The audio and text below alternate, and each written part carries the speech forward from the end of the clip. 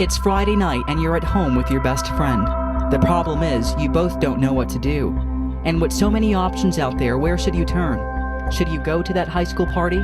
Everyone will be there. But why then are some teenagers staying home tonight and choosing not to use?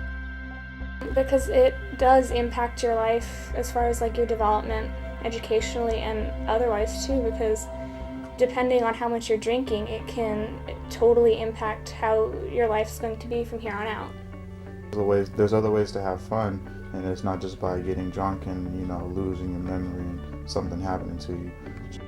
So who are these teens, and what's BeFreePima.com all about? This whole project is about preventing underage drinking and drug use amongst youth 12 to 25.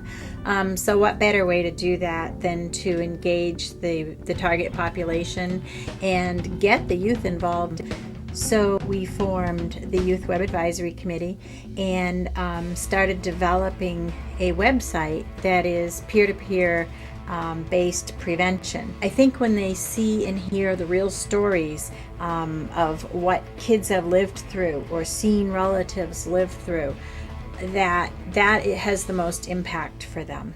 Well, to me, WILAC is kind of or the Youth Web Advisory Committee is kind of, it's a good program for the youth because we're about trying to get more youth educated about being drug-free and alcohol-free as well.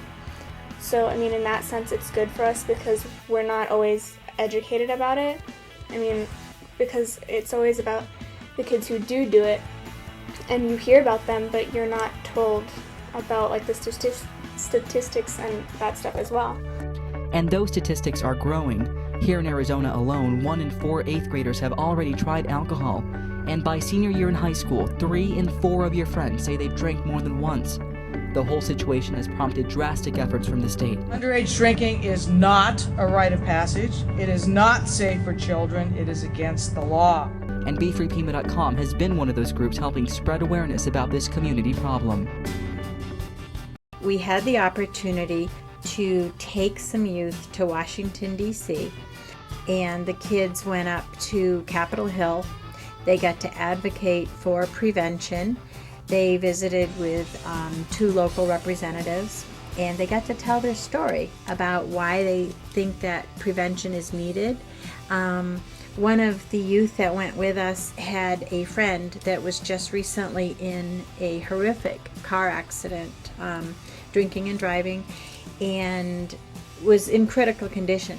And she was at that time getting text messages right there while we were in the meetings with the representatives. She was getting text messages about the operations and the procedures that were going on trying to put her friend back together. So it was very timely. The kids all got to share this and really feel like they were doing something to make a difference. They were going to Washington to advocate for prevention so more of their friends wouldn't end up in this kind of a situation.